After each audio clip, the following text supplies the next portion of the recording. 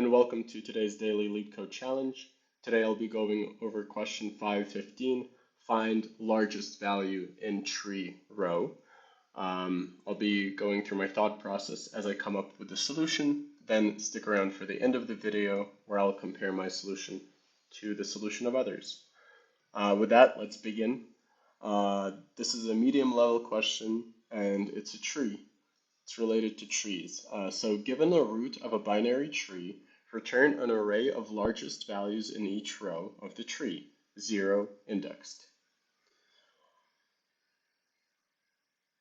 All right, 0 indexed. Oh, 0 indexed as in the output. The output array has to be 0 indexed, meaning that the first row is going to be at index 0. Okay, so the description is pretty clear. We're given a binary tree. A binary tree has levels to it. The first level with the first node, and so on until the last leaf node. So this, for example, has 3 levels. We have to find the maximum value on each of the levels. So the question itself should already be a giveaway to which kind of traversal we have to use here. There are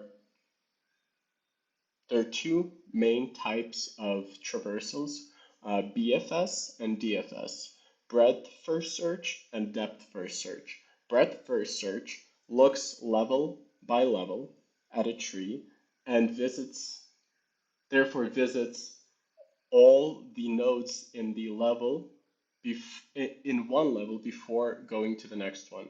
Depth first search has many different variations. It has in order, post order, pre-order, but the idea is that you dive deep down before exploring another path. You dive all the way down to the last node, to the last leaf node. So in this case, a traversal, a BFS traversal, would greatly ease our process of finding the max value per level, because if we are already looking through a whole row, the next complicated thing we have to do is just compare values, each node to itself, to the nodes of others in the same level to find the max value. So with that, let me kind of show you what this tree would look like in a BFS traversal. What this really shows is that in some portion of our code, we're going to have access to each one of these 3 arrays almost one at a time. So, for example, in this piece of code, and I want to get there, we will eventually encounter an array almost, or some sort of data structure where we only have one value, 1. In the same piece of code, on the next iteration, we'll be encountering 3 and 2. And then finally, on the next, we'll be encountering 5, 3, and 9. The challenge here, after we have assumed to have this, would just be to iterate through the array and find the maximum value, which is trivial. With that, then let's begin to think about how to do breadth first search. Well, I'll give a hint. Breadth first search is implemented best with a queue. What this queue does is stores the current level in its entirety, and while it stores the current level, it is then going to populate another data structure called the next level, an array of nodes that are in the next level. As soon as we have traversed all of the current level nodes, we are guaranteed to have all of the next level nodes in the next level array.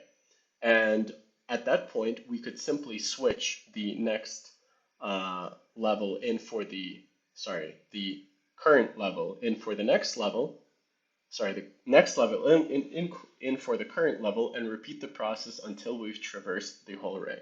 So let me show you how that's done. So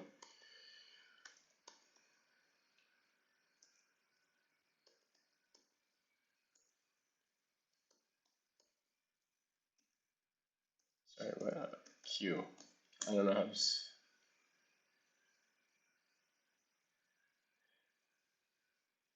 q, and we'll have while q, we're going to say, or let's call it cur row.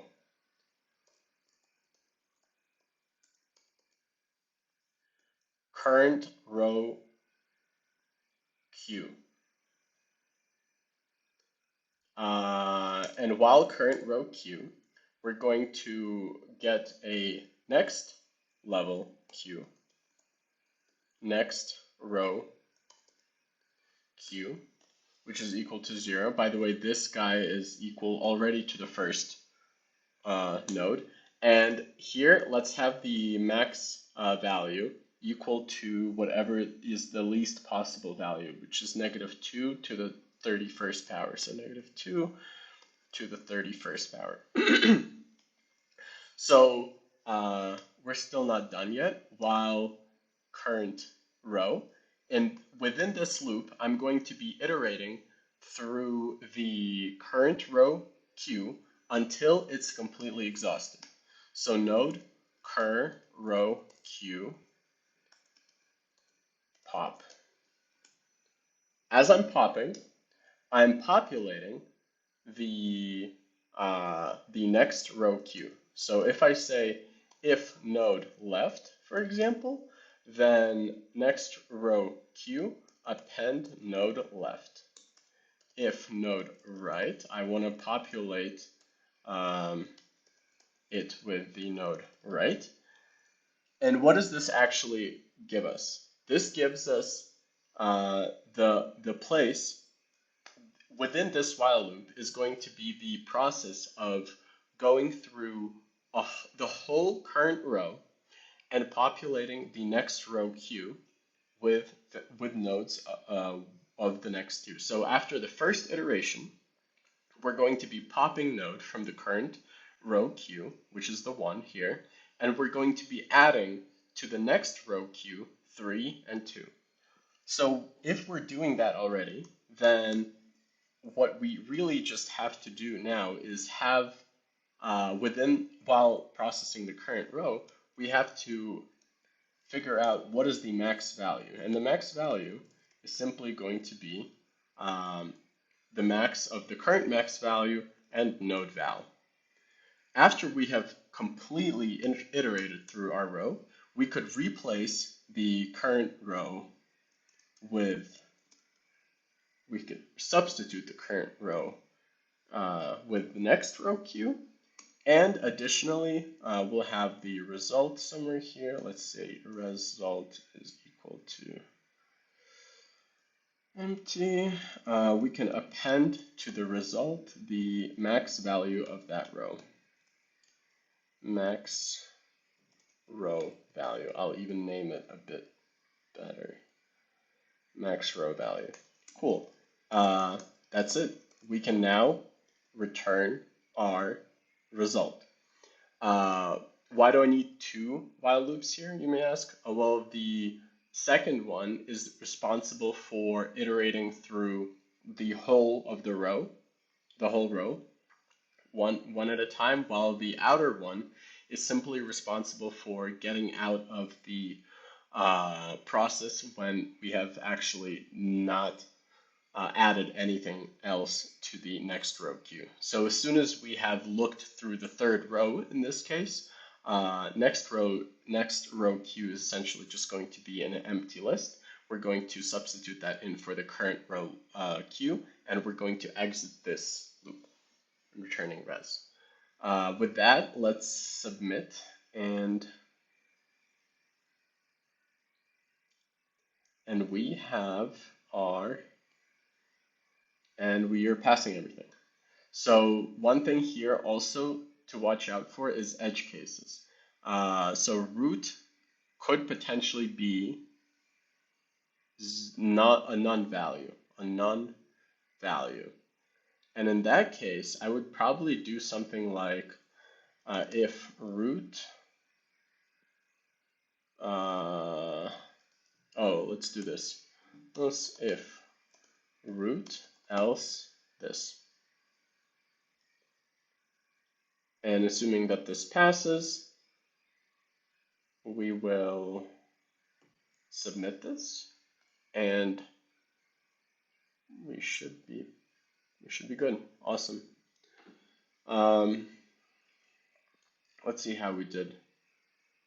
Not too good. Interesting. Did not mean to do that.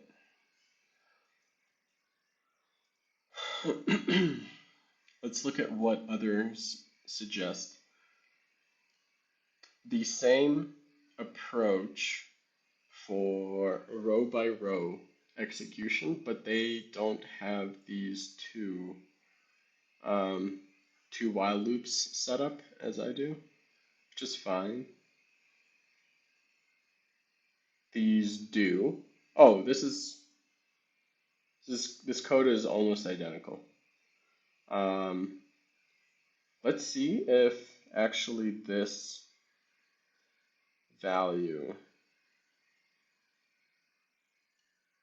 if this would potentially increase our execution, because the logic here is almost one-to-one, but there are some, I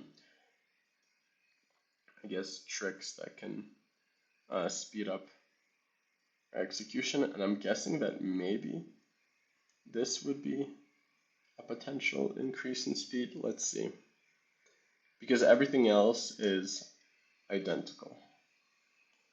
And a little bit, but not much. So yeah, in these scenarios, I would just say that, again, this is a per submission runtime time, so it doesn't really matter. The most important thing is that I see submissions towards the bigger percentiles that do very well, that are similar.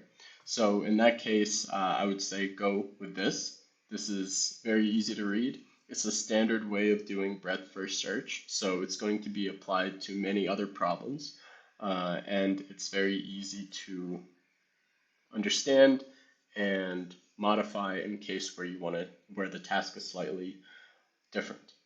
With that, thank you for watching. I hope you find this helpful. Please leave any comments with questions if you have any. Also, please like and subscribe. This helps out the channel. But anyway, I mostly just do this for myself. So thank you for watching. See you later. Bye.